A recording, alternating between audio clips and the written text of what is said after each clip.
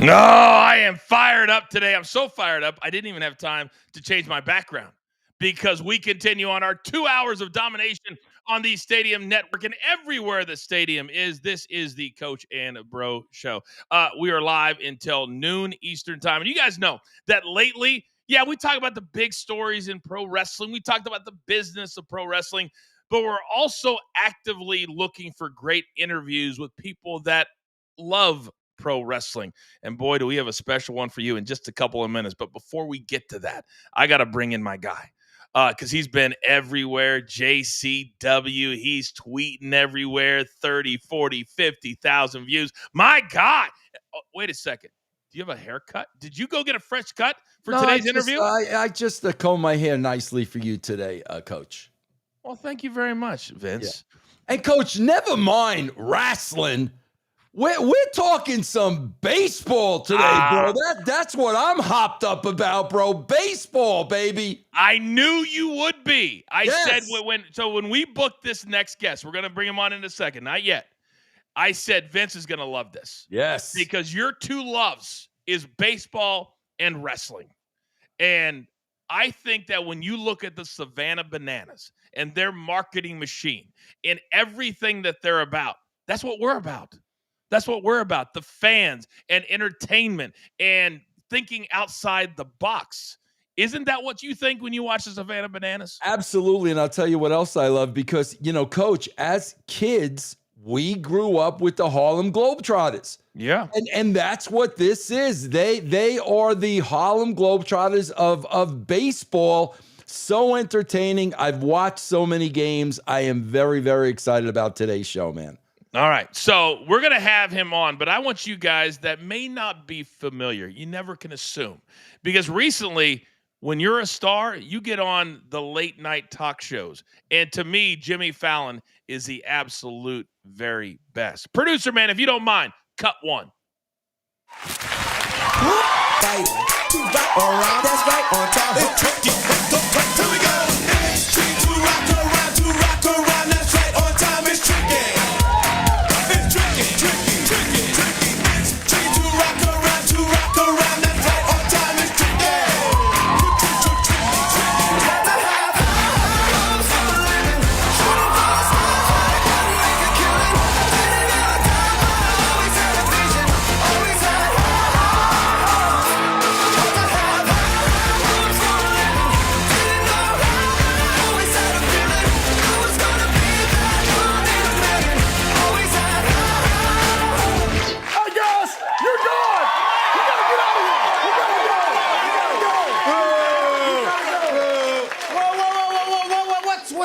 What's going on? Jimmy, it's our fault.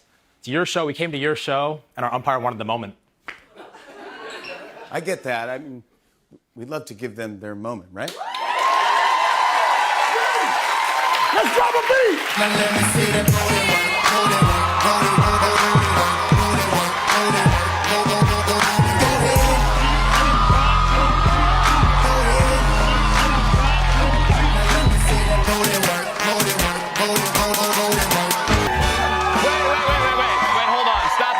Stop the music. Jimmy, I'm sorry, man, but you can only do the kick line if you're a banana. I get it. I guess I'll just watch. Wait a minute, Jimmy. What? Let's change this right now. This is the official contract to join the Savannah Bananas. Oh, and one of the men you saw on the stage. My goodness, he joins us now, Rad Bod Mikey. First and foremost, welcome to our show. It's awesome to have you. How are you? I am fantastic. I am a huge fan of both you guys, so it is an honor to be here. Do you hear that, Vince? He's also a fan of yours. Me, I can understand. Hey, listen, Mikey will tell you, I actually worked with Mikey. Coach, have you worked with Mikey? We have a history together, Coach. Why did you have to bring that up and make me feel like I'm less than? Sorry, I apologize. That hurts, Vince. That really hurts. I apologize, Coach. So, Rad Bod, part of what we're doing here at Coach and Bro, obviously me and Vince, we love this show. We have a ton of fun, but we always try to look for people who are like-minded. And when you're on Jimmy Fallon, and everything you've created. Let's start there. What's it like when you watch that? I wanted to play that for you to watch your reaction off screen to you on Jimmy Fallon. Could you have imagined this 5-10 years ago? This would ever be happening? Oh, not in a million years. I look back at it. It was it's funny because we were doing a bunch of news interviews as a group. We're called the Mananas, and the media guy came up to me at one of the games. He goes, "Hey, did anybody tell you, we're doing Jimmy Fallon in New York?" And I was like, "Okay." And it just kind of, I was like, "Wait, are you being serious right now?" And it was just, it went like a mile a minute, and we were out there. Jimmy was amazing, the crew was amazing, and being out there watching it, it doesn't feel like that was me. But then I look at the crop top, and I'm like, okay, that's me. So, You got to be honest. One day Vince came to the show with a crop top on. We had to make him change. All right, We had to make him change. Easy, coach. Easy. you gotta wear it proud. You gotta wear it proud, man. But you have this background of, and it works perfectly when you're talking about the Savannah Bananas. Vince referred to it as kind of like the Globetrotters, but with real games. So Yeah. when you think of your fandom for pro wrestling, how has that helped you in the entertainment aspect when you're out there on this tour that every night is sold out? So a lot of times, like I compare it, with the Harlem Globetrotters, but I come from, pro wrestling. I started in 2012 as a wrestling manager. That was my main thing that I did, and that's actually how I was discovered through the casting director, which is also a ring announcer. And he was like, "Hey, let's bring you on for this. This is another realm of sports entertainment." So when he brought me on, and then we kind of found that secret sauce. Now I think we have right now about 17 former and current pro wrestlers on our cast. Wow. Because it's a pretty much a wrestling locker room back there now. But it's really cool because we understand entertainment on a different level. It's being that, as a manager, it's the same thing. I don't personally play baseball. I let the guys play the baseball just like I let the guys be the wrestlers, but I'm that chain link between what you're seeing on the field and then what the crowd's reaction is. So it was really seamless. I mean, obviously on a larger scale than some of the VFW halls that I was wrestling in, but it's still the same feeling. Walking through the curtain versus walking out through a dugout. It's the best job in the world. Mikey, I got to ask you this question because you talk about being part of that chain link fence. And I don't think people understand when you watch a Savannah Banana game, this is an entire production. It's one thing right after the next and after the next and after the next. So I have to ask you, man, how do you, I hate to call it a show, but it really is a show. So how is this all coordinated with so many different parts and so many elements involved? I mean, this is almost like a Broadway play. I mean, that's what it is when you watch these games. How is all of that coordinated on a nightly basis? Really, it's crazy to think because you're looking at an entire 2-hour show and a 2-hour game inside of all these pre-show stuff and all this other stuff. And I always say, we don't shy away from it is a show. There's just a baseball game in the middle of it, and you're watching something go on at all times. You look up in the high seats. There's going to be someone up there. You look at someone in the outfield, there's going to be someone out there. The big thing is that we have it so well choreographed that we're like minute by minute. Our script is saying, hey, we got to be up there for that. We got to run down here for this. We got to be over there. I'm doing, on average about 10 miles a day, running around.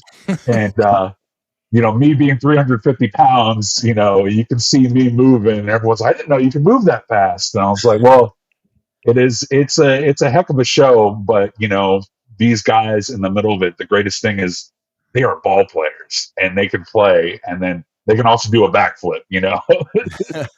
I saw one of your guys practicing the backflip and the catch at the same time. That was like a big deal for him. And when it's insane some of the things that the players want to do, but also from your perspective, how much creativity are you given with your group of male cheerleaders throughout the show? So we get a lot of creativity as far as creating characters. They want us to be, you know, individuals for ourselves. The cool thing is, on top of that, we'll get to the show, and then, you know, the guy that runs all the choreography will be like, "Hey, I'm going to teach you guys a dance. You're going to be doing it in front of 40,000 people." And you know, that day, you know, I'm not a dancer. A lot of the other guys aren't dancers, but they give the trust in us to be like, hey, we're performers, we're going to nail this. And we've always, you know, rose to the occasion, and we get a lot of freedom to be able to, you know, wander through the crowd, just create moments for fans. We always goes by the fans first mentality. So you want to put everything you do fans first. If it's not good for the fans, it's not good for the company. And that's kind of what we've always focused on. And they've given us, you know, obviously it's the coolest job in the world, but they've given us enough freedom to, freedom and trust. You know, they trust in a lot of their cast members to create those moments because, you know, we've been as big as stadiums right now at 80,000 people. And sometimes I don't see half of the people I work with for the rest of the day. And then we're coming back, and then, you know, we're seeing all these stories, and people were like, oh, well, you know, I was up in the upper decks and, you know, playing catch with a kid. Or my big thing is I'll have kids will be eating popcorn. I'll be like 4 rows down, and I will be there and I'll wait until that kid throws a piece of popcorn and I catch it. And then, like, learning from like a wrestling standpoint, I start doing it, and then a crowd will start watching, then a crowd will start watching. And then by the time I hit it, that entire section is a big pop because they've been like, oh man, we've been watching this guy for 2 minutes. And then finally it hits, and then the big pop from the crowd. So, but yeah, go back to your point. It's a lot of freedom to be creative and create those moments. And that's what's really special about it. Do you have time? Because we got to take a commercial break. Can you stay on for one more segment? Can we do? Yeah, absolutely. You got time? Absolutely. Vince, other people book for the pop twos, apparently. Yeah. They're truly the king of pop. I learned it from you. All right, when we come back, more with Rad Bod Mikey from the Savannah Bananas, and we're going to ask him exactly when we're going to see a wrestling show at a Savannah Bananas show. We're back. This is the Coach and Bro Show on Stadium Valley Sports Live. All right, we have a 2-minute commercial break, and I would love during the commercial break if you could tell our YouTube audience one really cool story that's happened to you out there on the road. Again, we have about 2 minutes. I'd love to hear just anything you got. Yeah, absolutely. We could probably. I did a hot dog eating contest with Joey Chestnut in right field while the game was going on. Oh my God. So, What was it like being next to him as he was eating that way, like that fast? it was insane. I thought I was legit. Like, I was like, man, I got this. It was me and another guy versus him. So it was a handicap match. He beat us by 9 hot dogs together. The dude's insane. He makes noises when he eats that I've never heard another human make. Yeah, Vince does too. It's crazy. It's crazy. I've never seen anything like it. Who's probably the biggest star that, because you get stars in almost every single, and I'll probably ask you again on the air too. But who's like your biggest star that you've enjoyed working with? I enjoyed working with, because a lot of times we have stars come on and I'll be up in the upper decks. Like, for instance, we were in Houston and I was in the upper decks and, you know, doing my thing and come down after the show, and everyone's like, man, 50 Cent was so cool. And I was like, whoa. 50 Cent was and that so was crazy. Like, it was in and out. But then I've seen like the band All American Rejects came and did like a pop-up show, and they played. They were all really cool. Joey Chestnut was so cool, and like you just see all these walks, and then the baseball players. There. Oh, there it Oh is. my God, There look it at is. that. That's There awesome. it is. The sign that says "gross" in the back. the banana mascot. Oh my God. It just me and Vince, the reason we started the show a little over a year ago, we love to have fun and Yeah. we love to talk about fun. And I don't know if there's anybody right now out there that is having more fun than you guys are, but the under baseline is you're doing big business as well. We're going to talk about that. We're going to be back live in just 5 seconds.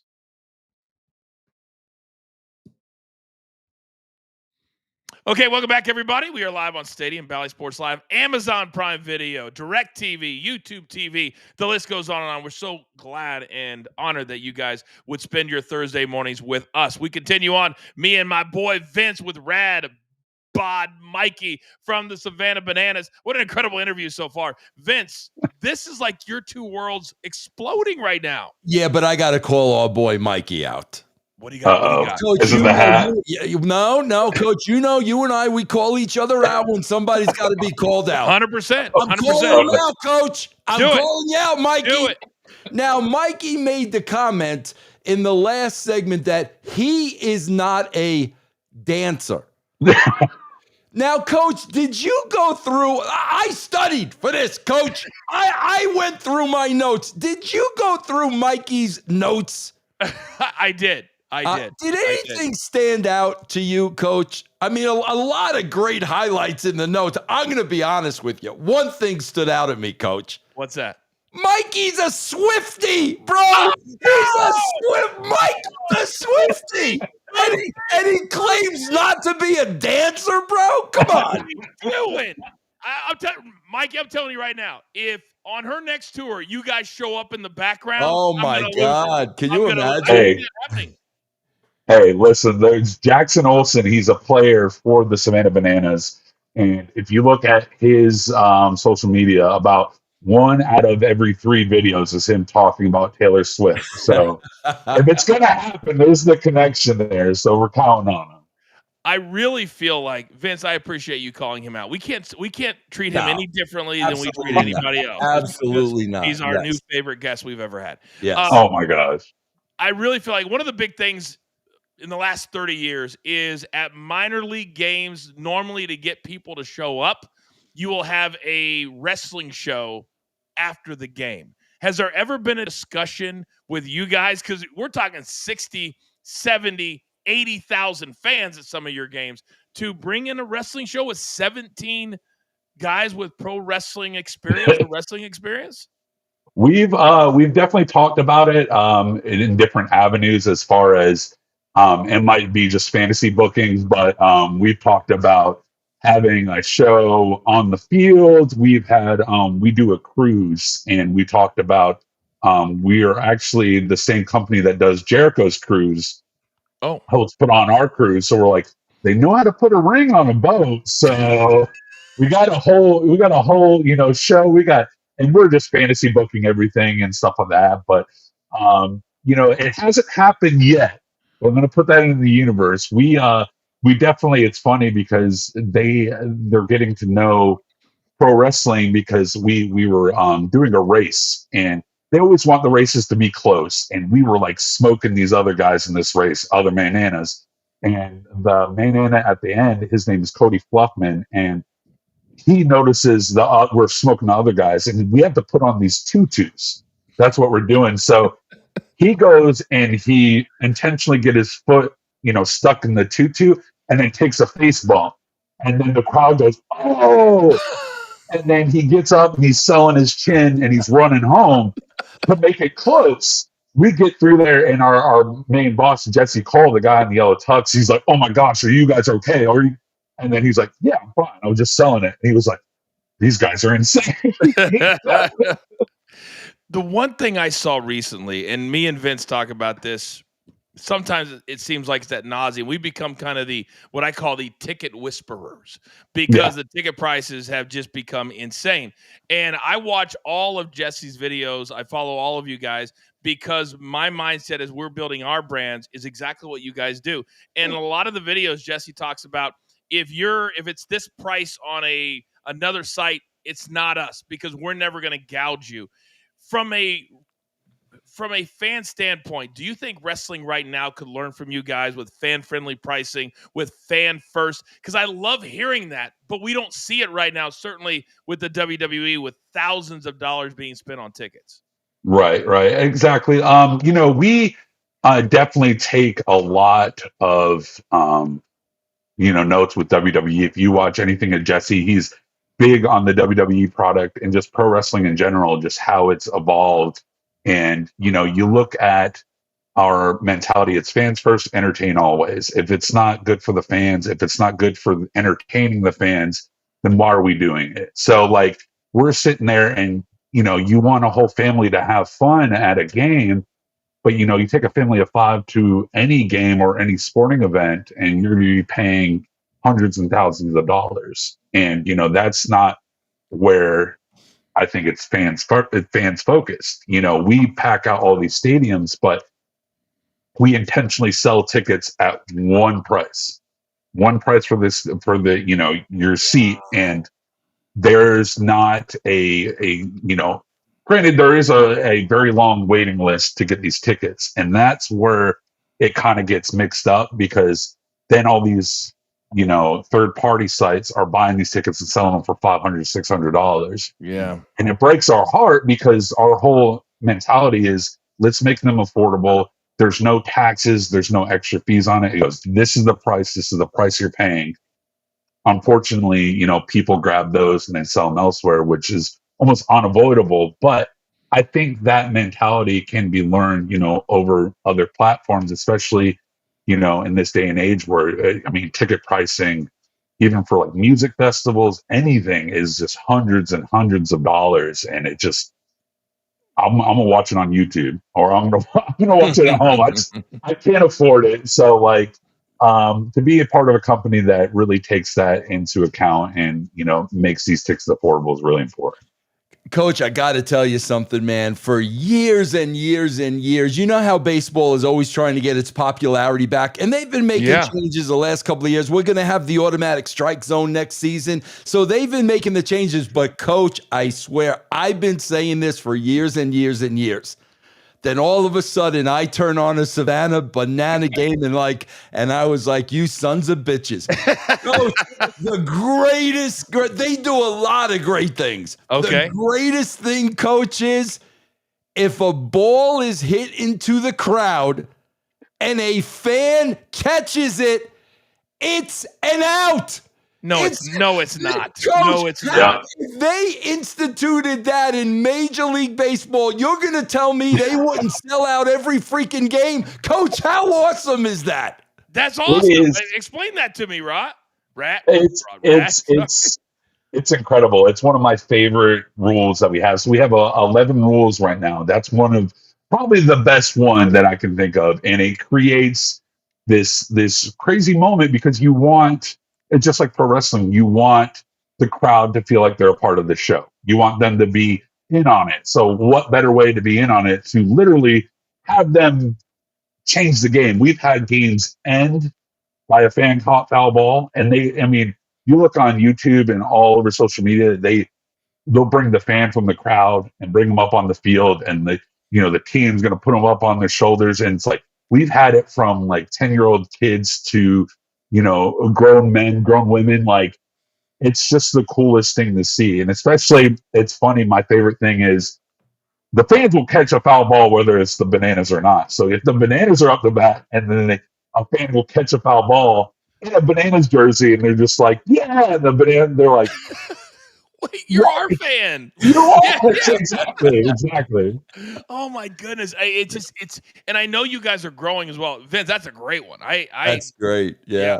But did you hear what he said? Only 11 rules. There doesn't have to be a whole book this thick. You can make it very, very simple. Yeah. So now expansion's always a thing when you're growing and you become more popular, and you guys are adding teams. You're adding, tell us about how you're expanding in 2026. So in 2026, we introduced 2 new teams. the Indianapolis Clowns and the Local Beach Coconuts. So that will create a 6-team league, and we have started the Banana Ball Championship League, where it's now you're seeing what was just one tour, Bananas and a team called the Party Animals. You are now seeing 3 different tours going on simultaneously. Wow. So there's, 2 teams playing up here, 2 teams playing up here, 2 teams playing over here. And at the end, we're going to have an actual playoff series and then determining the champion. So now it's an official league. We've added those 2 new teams, which have 2 new casts. It's funny, they have a group called the Hooligans. So an emphasis on the hula dancing for the Coconuts. And I just immediately, they were like, here's what we're looking for. And I was like, okay, so, and I immediately found one of my friends, Paul LaBaugh. He was a TNA wrestler for a little while. And I messaged him. I was like, you interested in dancing on a baseball field? He goes, yeah, let's do it. So, it's funny because we now on one of our social medias, we have this Avengers video where we're all walking on the baseball field, and there's 18 of us, and there's all pro wrestlers.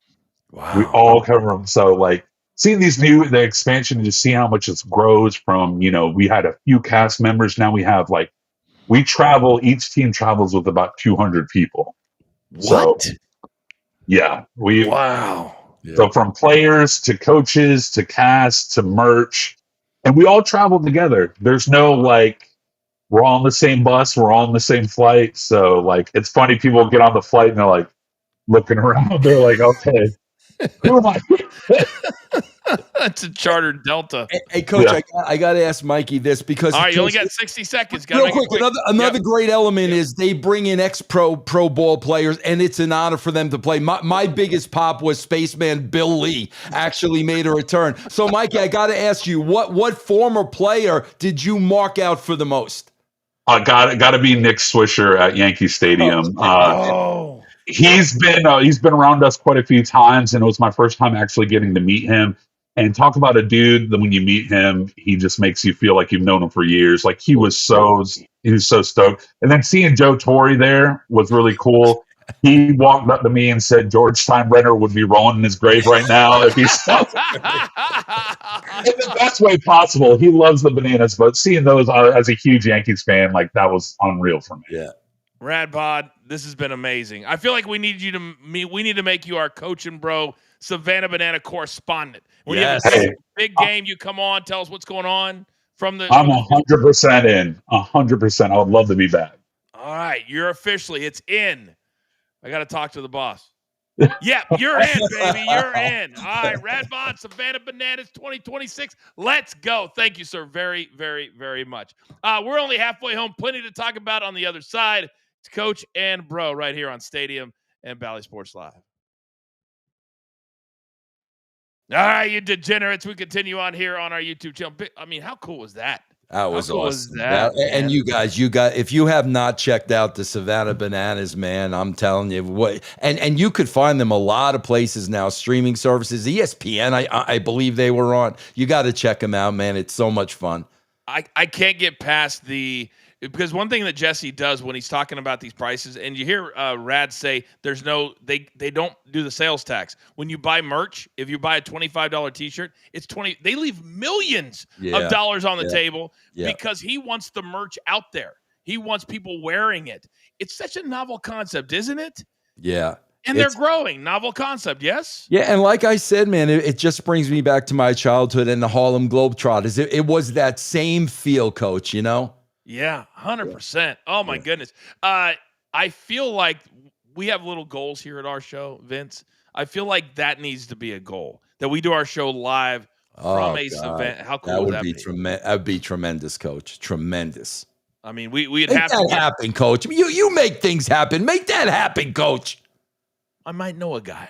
I might know a guy. There you go. Yes. But we'd have to get you off the road. You're so busy right now. I was thinking, instead of there's 17 pro wrestlers, what if we did a JCW show? That would be insane. That would be insane. On the field? And those characters with JCW with their characters, forget about it. Yeah.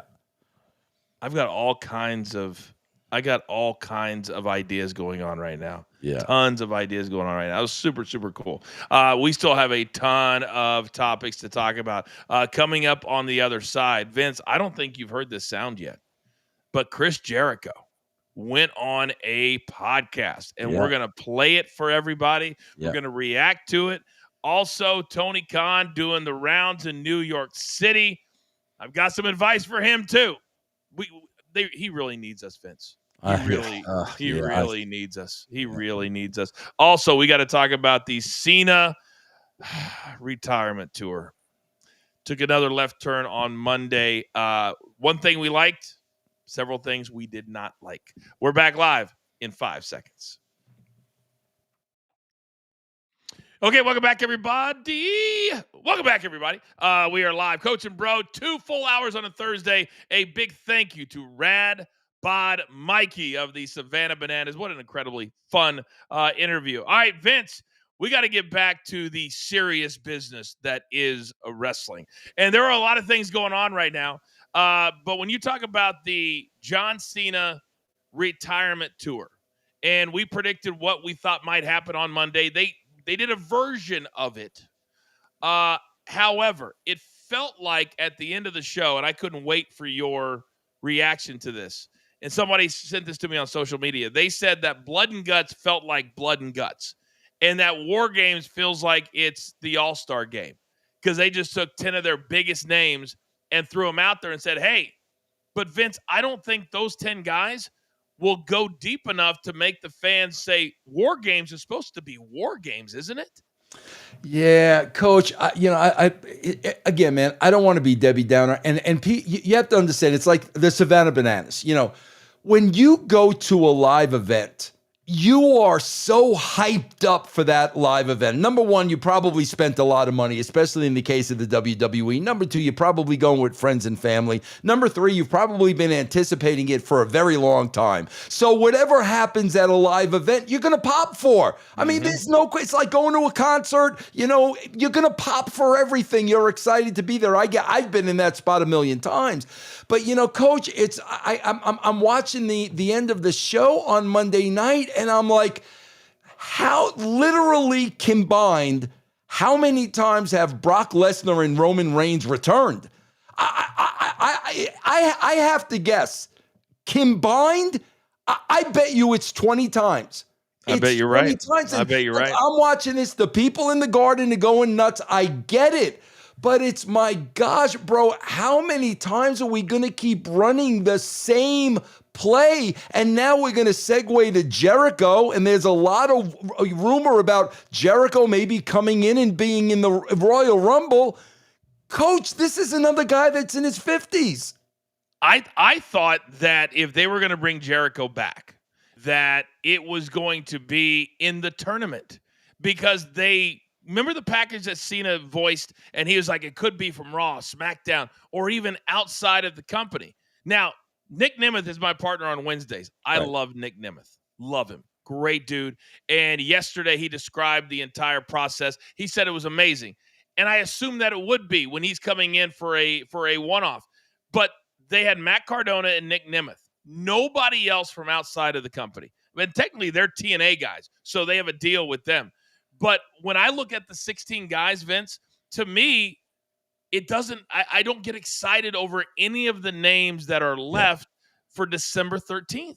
Do you? No, Coach, what was ironic to me? And listen, thrilled to death for Matt Cardona, thrilled to death for Nick. No question about it. Thrilled to death. But when you look past all of that, my God, how ironic is it that they actually included 2 guys that they didn't resign? Think about that, folks. They brought back 2 guys that they actually cut, and think about how much better that roster would be with those 2 guys. It's mind-boggling to me. It is. It really is mind-blowing, because when you watch Nick work on Monday night, I was like, how was this guy ever cut? Yeah. He's in great shape, 8-pack, and took some of those. And he was describing taking those, and he's like, sometimes when you take finishers or things too well, you become the guy that loses all the time. Yes. But for a yes. one-off, it is what it is. But Vince, those two guys are so good. And right now, for a roster that is not that deep, they could use both of those guys. I would not be surprised if they re-signed both. Yeah, I was hoping it would have happened already. You know what I mean, Coach? I was because I know that's what they want, and that's cool. I totally understand it, but I was hoping it would have already happened. They're very, very close to the vest because I asked Nick if he was going to be that person when the mystery opponents were announced. And, of course, he's doing interviews saying, I have no – he's doing what he was supposed to do. Right. Not give it away. Yeah. But the other issue I had with this tournament right now is – because I always think about you. You're always in my head.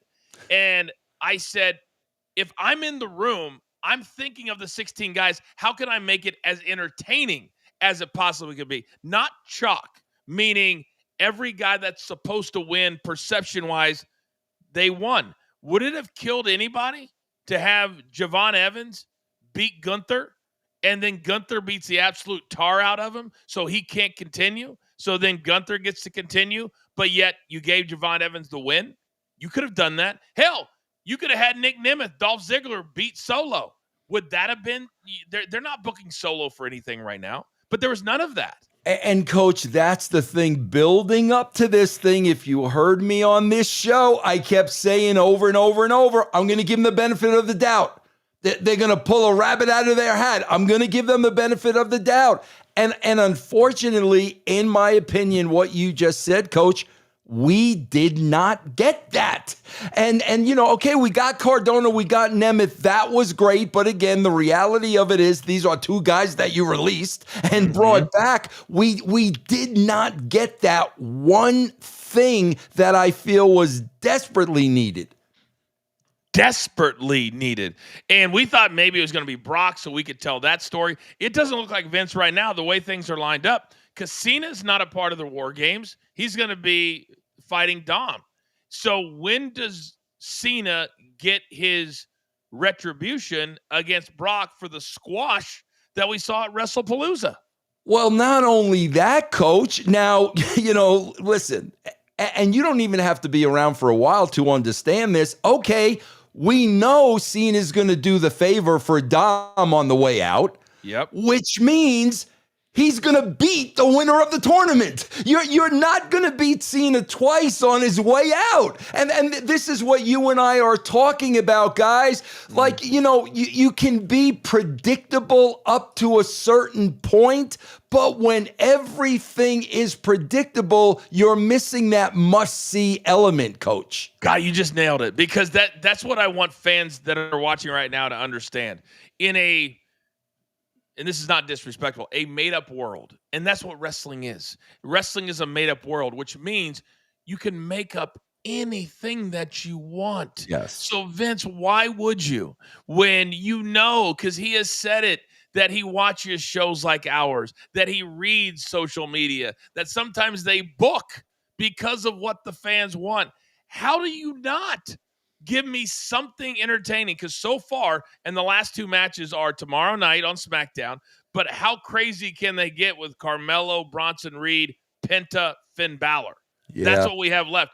There, to me, to not book one surprise, not one, and I guarantee you, Vince, they thought Monday night, we don't need to do that because we have Brock coming back. We have Roman coming back, and people won't.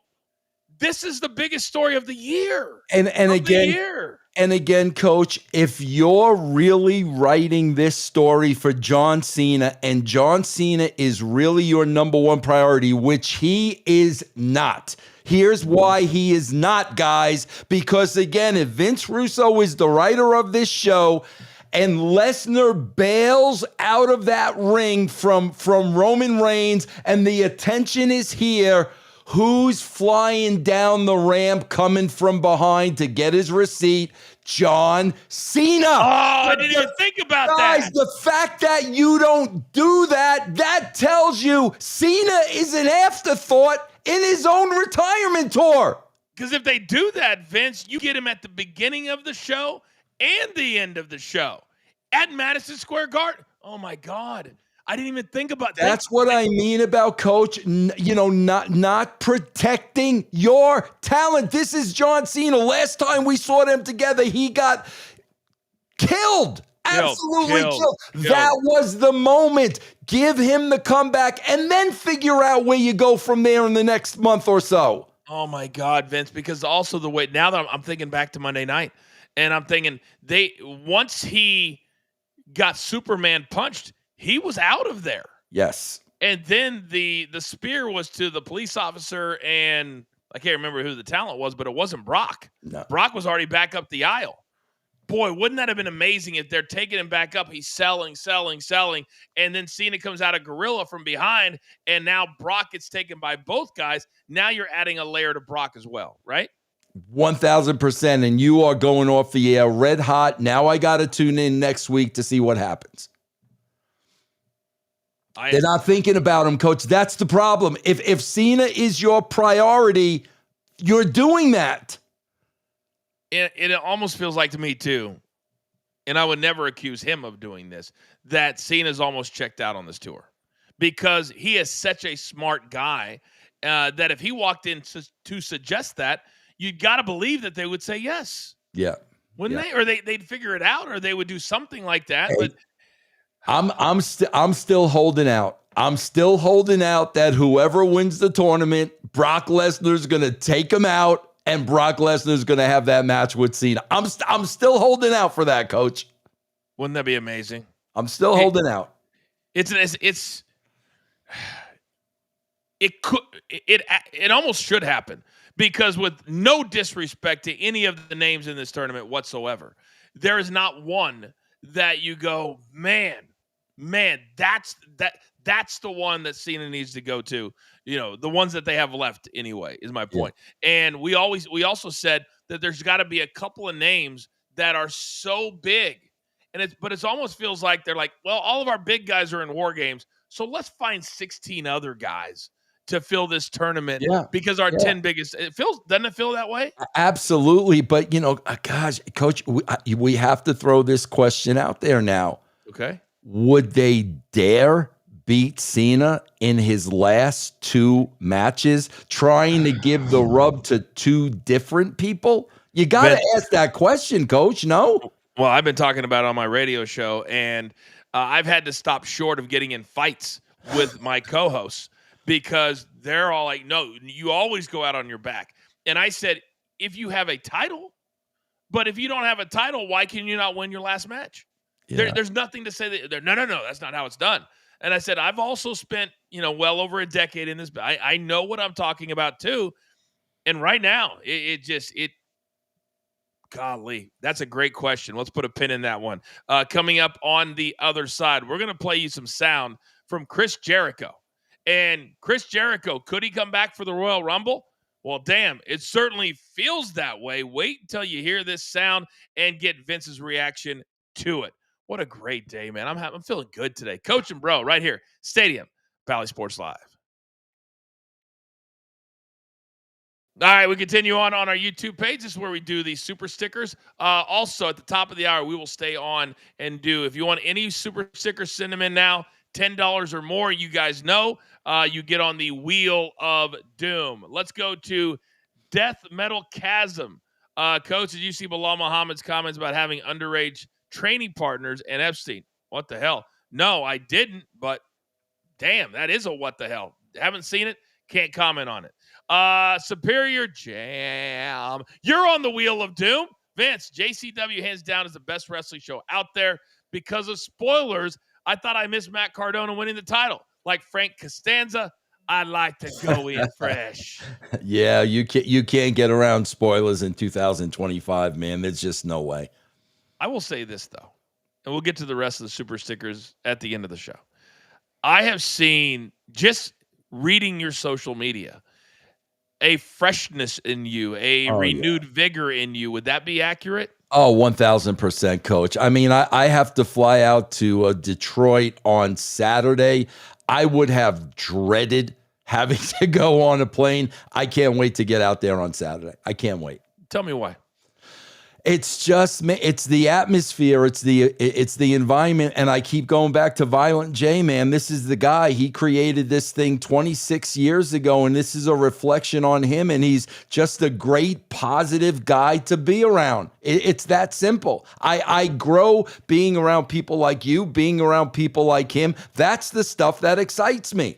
Did you ever think you'd work for somebody or in something where you would have creative control for him? Just go, hey, you're the man, you're the best. Did you ever think that? Absolutely not. Absolutely not. And he's been absolutely incredible, man.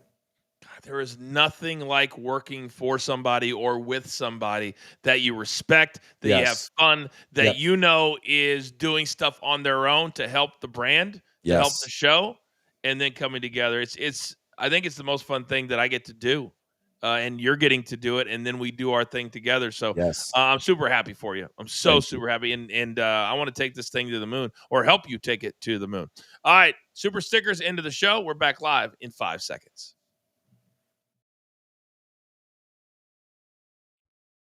Okay, welcome back, everybody. We are live here on Stadium, Bally Sports Live, Amazon Prime, DirecTV, YouTube TV. If you missed any of the show, Rad Bod Mikey from the Savannah Bananas, I encourage you to go back to our BTT YouTube page, hit the subscribe button while you are there, and watch all of the interview and also any of our other content.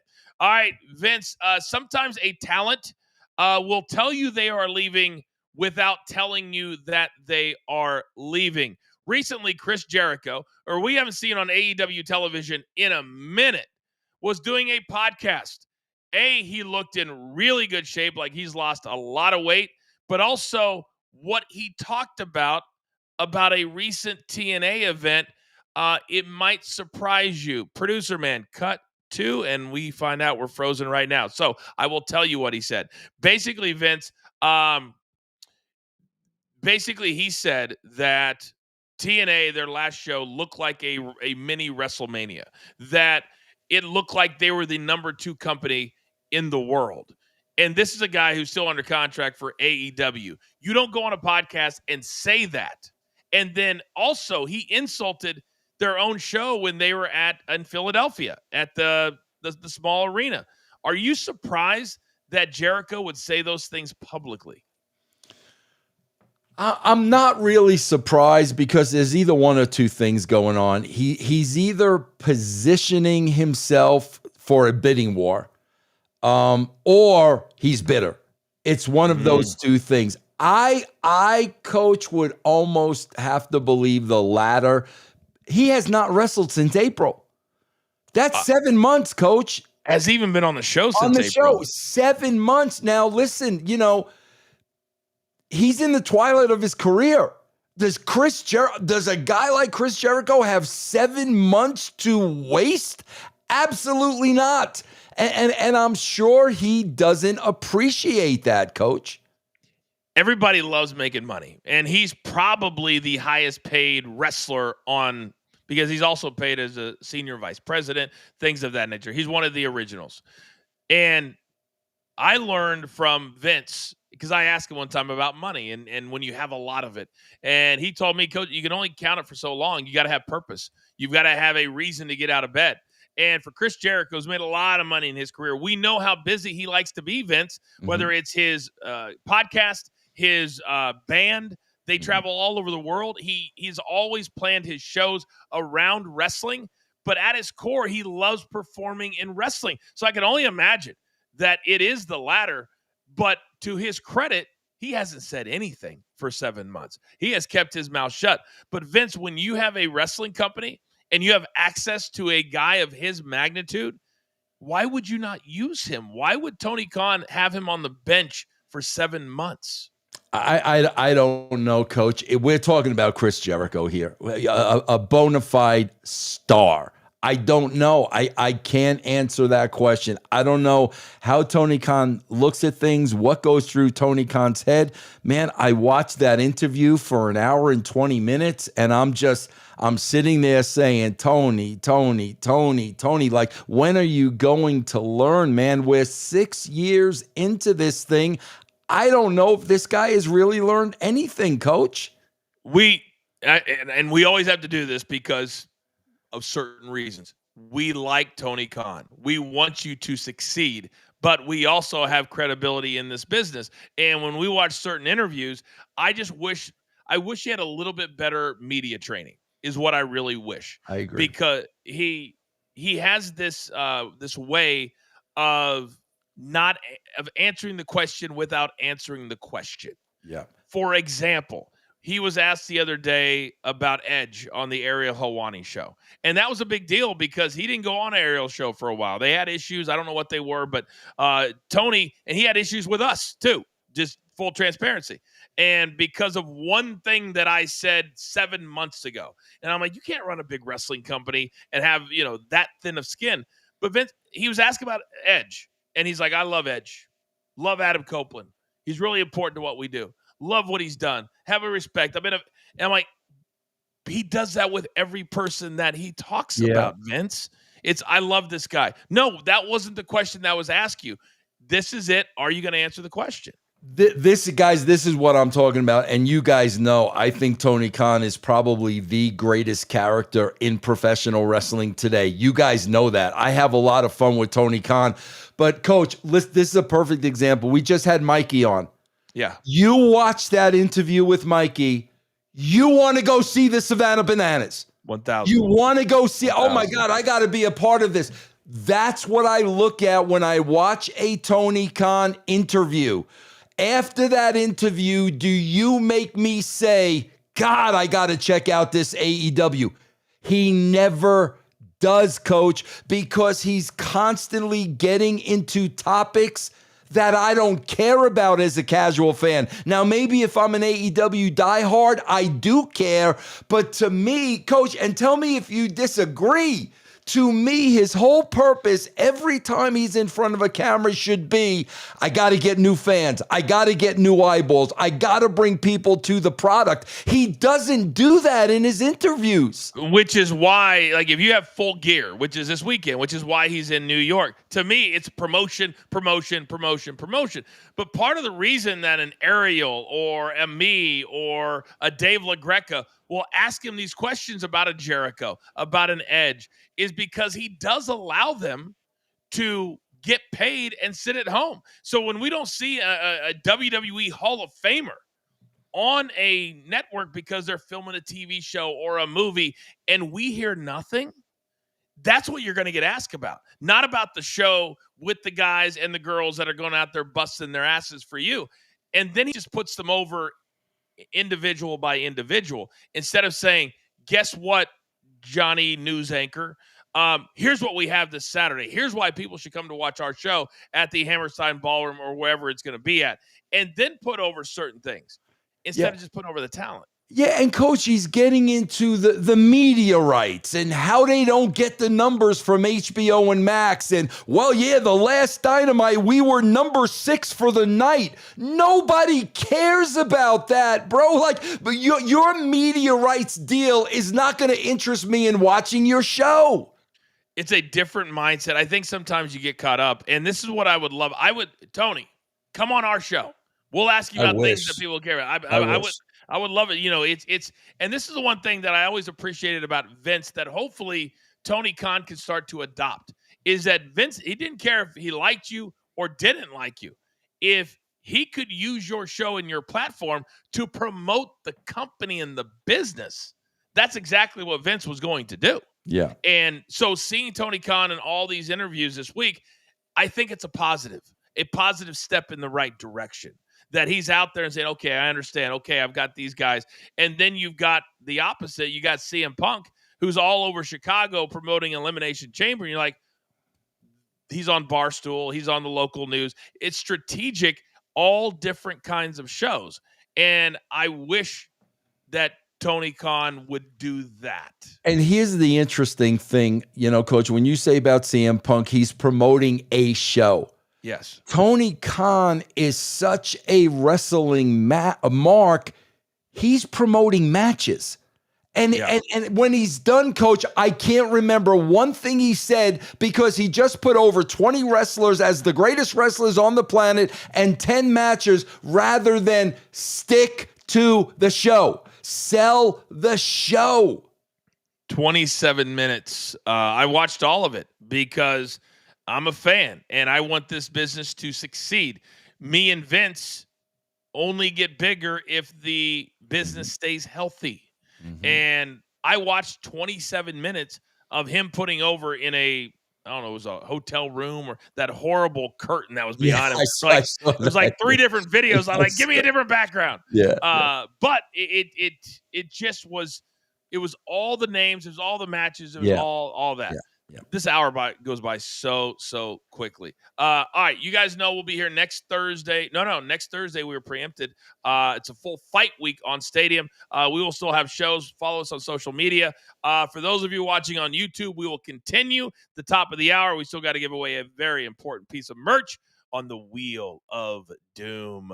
A big thank you to Rad Bod Mikey of the Savannah Bananas. For those of you watching on Stadium and Valley Sports Live, that's going to do it for us. For Vince, for Producer Man, Mikey P, I am the coach. We'll see you next time right here on the Coach and Bro Show live on Stadium Valley Sports Live. All right, we continue on for you degenerates out there. We got several super stickers we got to get to. Let's go to Hitesh. Active merch list: Cena, Range, Jay, Fatu, Rhea, Cody, Penta, Punk, AJ, and Alexa. These are your draws, not Sammy, Ilya, or any other. We don't have to take shots like that, Hitesh. Keep it clean. But it's understood. Let's go to Darren Walker. A question for Vince. Is it true you went to Johnny Rod School to become a wrestler in the 90s? How did it go? And did you always want to be a wrestler? God, that is such misinformation. I went to Johnny Rod's school to learn and understand the wrestling business. I wanted to get in the business, as a writer, and that's how I got in the business as a magazine writer. Never, ever, ever did I want to be a professional wrestler, ever. Okay. I didn't either. People say, man, wasn't it your dream? You were in WWE. You're 23 years old. I go, no. ESPN was my dream. ESPN was my dream. Sami Zayn, bro. I think this person invented this handle just for you. Yes. Sami Zayn, bro. What's the logic? This is a great question for you. Of the police getting speared on or kendo sticked. Shout out to Tony Cott and David Tunga on the Ariel podcast. Did you saw the end of the show, right? Yes, I did. It got speared through the barricade. Yeah. Yeah. What did you make of that? If a cop gets speared through a barricade, somebody's going to be arrested. So we've got to follow up that story. That's my problem. I like to at least try to make things make sense. If a cop is getting physically assaulted, there's got to be repercussions to that, Coach. I'm sorry. And I'm going to bring there's 2 items with CM Punk. That's one of them. I want to talk about in a second, but I want to get these super stickers done. Hitesh, people think Rock will wrestle WrestleMania 42. I think WrestleMania 43 for a huge pay.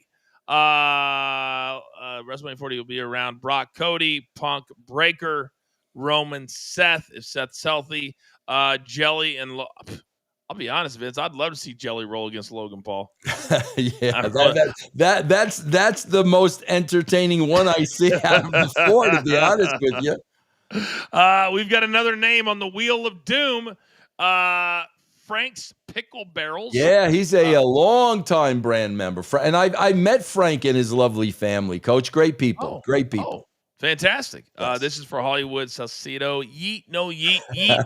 Russo is a wrestling daddy. Can I give him a yeet? He's looking for $10. I got to give him a yeet. Let me give him. Hell yeah. Go ahead. Yeet.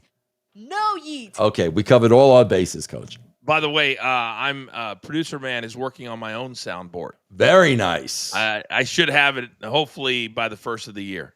It's moving very slow. But we're going to get it because Mikey P loves to play with his soundboard, and you love to play with your soundboard. Coach, you want to hear something funny? Right before we did this show today, I did my show with Al Snow, and Al has a habit of repeating the same story over and over again. So I put this sound effect in. Every time Al starts repeating a story, Coach, I do this.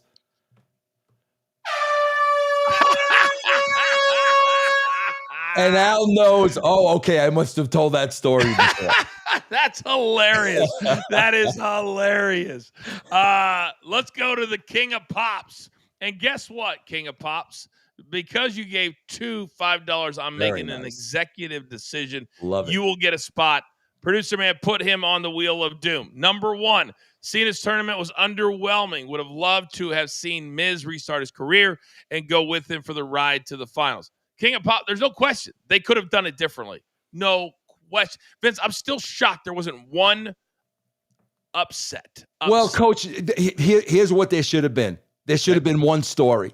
It should have been an individual going through it, just like you said. Give us one story coming out of that. That's it. Instead of just matches. Yeah.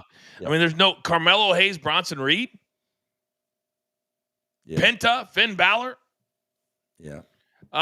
Lazy booking with the tournament. Would love to see surprise replacements due to someone getting taken out. It is so predictable. King of Pops, you're so right. Two things, and then we got to get out of here.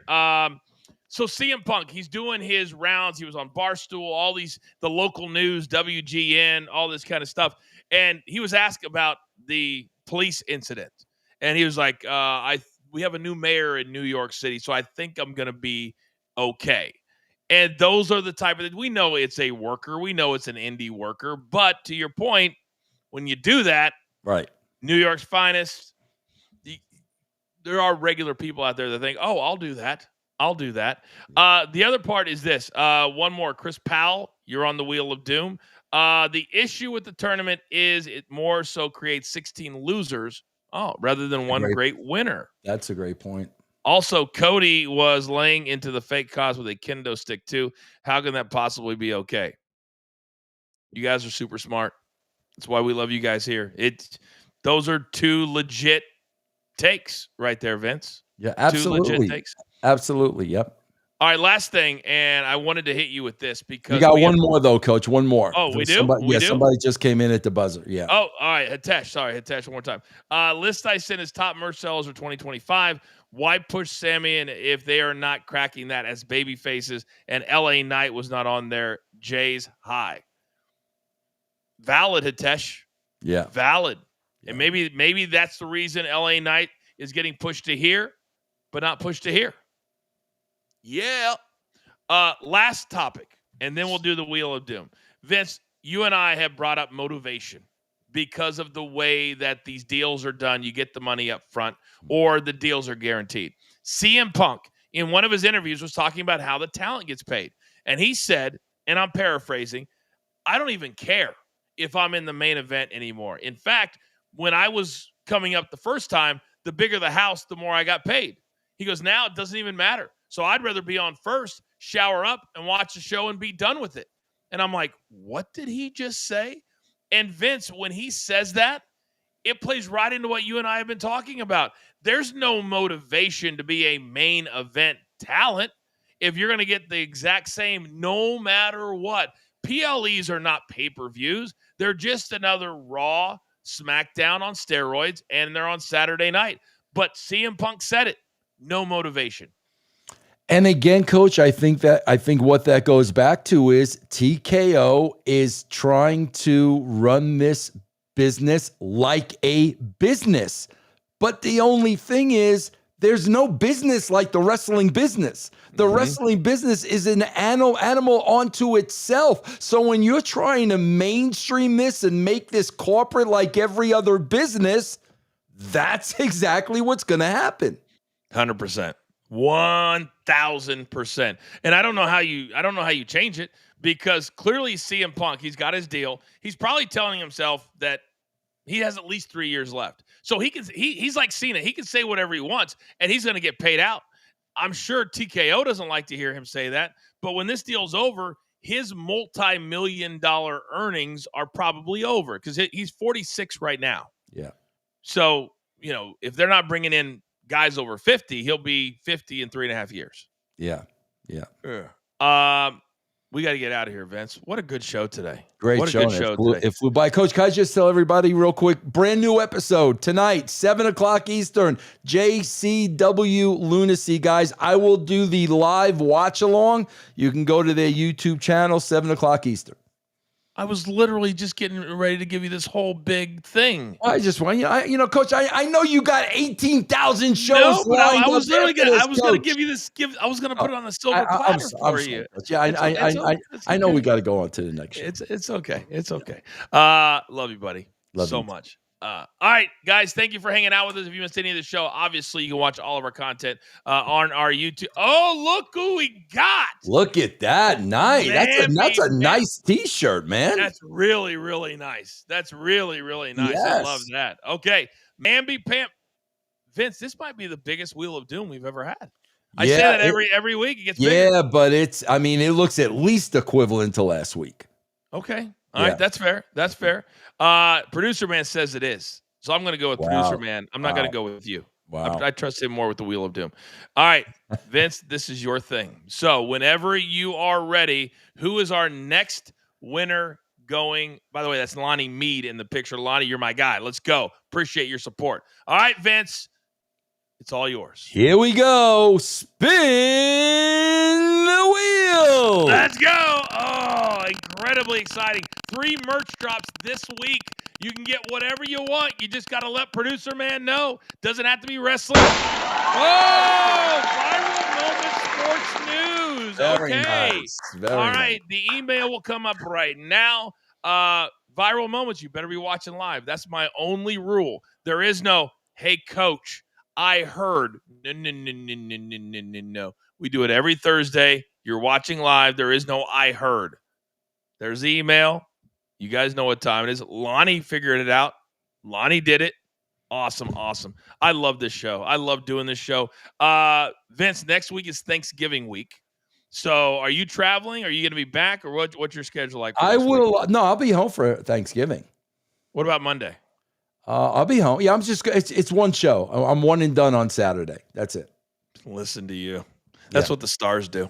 They get in, get out, one and done. That's what it is. All right, you're my guy. Producer Man, give me that one shot. Let's wrap things up.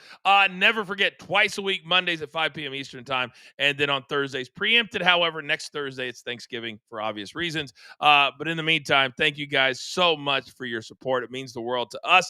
For Vince Russo from russosbrand.com, Mikey P, Producer Man, I am the coach. We'll see you next time right here on the Coach and Bro Show.